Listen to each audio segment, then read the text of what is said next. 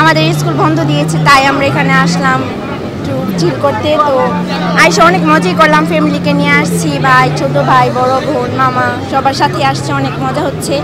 তো এখানে তো সবসময় আসা হয় না, স্কুল খোলা থাকে, অনেক কিছুই থাকে, তো অনেক হয়েছে। তারপরে স্কুল বন্ধ হয়ে যায় যখন আমরা পরিবার নিয়ে আসি, বাজে সময় আসা হয়, মানে প্রায় আসা হয় স্কুল ছুটি থাকে। হ্যাঁ, অনেক ভালো, কিন্তু অনেক ঢেউর কারণে অনেক কি হইতেছে, মানুষের সমস্যা হইতেছে। এই যে আমরা আসলাম ঈদের ছুটিতে, অনেক আনন্দ করতেছি, সবাই মিলে ফ্যামিলি নিয়ে আসছি। তো বাসায় তো সারাদিন একাই থাকি, খালি এখন আসছি, একটু ঘুরতেছি, মজা করতেছি, অনেক আনন্দ হইতেছে, ফ্যামিলি সবাই আসছি, তো একটু ঘোরাঘুরি করতেছি সবাই মিলে। আপনাদের কোথা থেকে এসেছেন? আমরা নারায়ণগঞ্জ থেকে আসছি।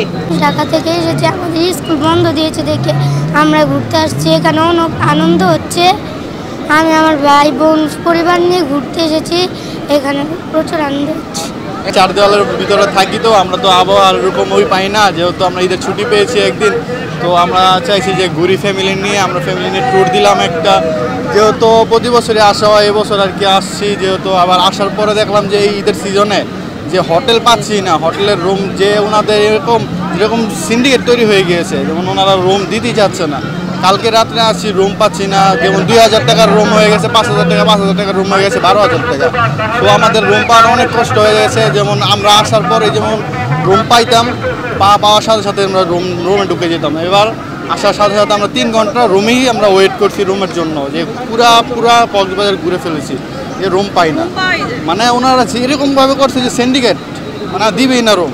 ঈদের পরে আমাদের প্রস্তুতি যেরকম ছিল সেই আশানুরূপ পর্যটক কক্সবাজারে আসে নাই, এবং গতকালকে এবং আজকে কিছু পর্যটকের আনাগোনা দেখা যাচ্ছে। আমরা মনে করেছিলাম যে যেহেতু 8 থেকে 9 দিন ছুটি রয়েছে টানা, কক্সবাজারে প্রচুর পরিমাণে পর্যটক ঢল নামবে, কিন্তু আমাদের সে আশায় গরু বালি। কারণ আমরা এইবারে পর্যটক না আসার ক্ষেত্রে যে বিষয়টা সেটা হলো যে প্রথমত জুন মাস এবং সরকারি ছুটিগুলা ঈদের আগেই শেষ হয়ে গেছে, এবং এরপরে যেই সময়টুকু ছিল এরপরের দিন গত বুধবার থেকে অফিস আদালত খুলে দিয়েছে। তো সাপ্তাহিক ছুটি হিসেবে হয়তো কক্সবাজারে আজকে এবং আগামীকাল কিছু পর্যটক থাকবে।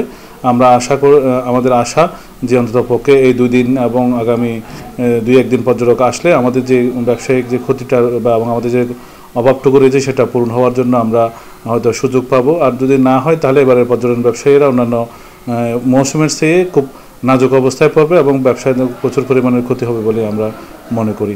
আসলে অন্যান্য বছরের তুলনায় এবারে পর্যটকের সংখ্যা অনেকটা কম। আমরা ঈদের আগে আমরা বিভিন্ন হোটেল, বিভিন্ন সুবিধা নিয়ে প্যাকেজ ঘোষণা করেছি, কিন্তু এত সুবিধা দেওয়ার পরও আমাদের আশাস্বরূপ পর্যটক কক্সবাজার আসে নাই, যার কারণে আমি সবচেয়ে বেশি দায়ী মনে করি আমাদের অব্যবস্থাপনা।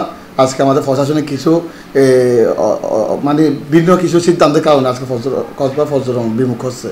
বিশেষ করে আমাদের গাড়ি প্রবেশের যে টাইমটা, সেই টাইমের সাথে পর্যটকের আসার টাইমে কোনো মিল নাই। যেমন আপনার আমাদের টাইম হচ্ছে সকাল 8টা পর্যন্ত, কিন্তু আমাদের গাড়িগুলো ঢুকে 8টার পরে। গত কুরবানি ঈদুল আজহার পর থেকে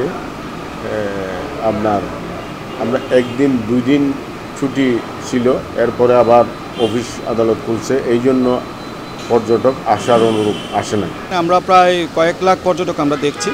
তো সবাই নির্বিঘ্নে ছিদ্র নিরাপত্তার মধ্য দিয়ে ওনারা কিন্তু খুব আনন্দ উপভোগ করছে। এক্ষেত্রে আমরা ট্যুরিস্ট পুলিশ আমাদের সর্বোচ্চ নিরাপত্তায় অবস্থানে আছি। কোনো ধরনের ঘটনা আমরা কাউকে ঘটতে দিচ্ছি না, এবং কেউ ঘটনা ঘটার এখানে সুযোগ নাই। সমস্ত স্টেকহোল্ডারদের কাছ থেকে স্টেকহোল্ডারদেরকে আমরা কঠিন হুঁশিয়ারি করে দিয়েছি। এখনও কোনো ধরনের কোনো অভিযোগ আমরা পাই নাই।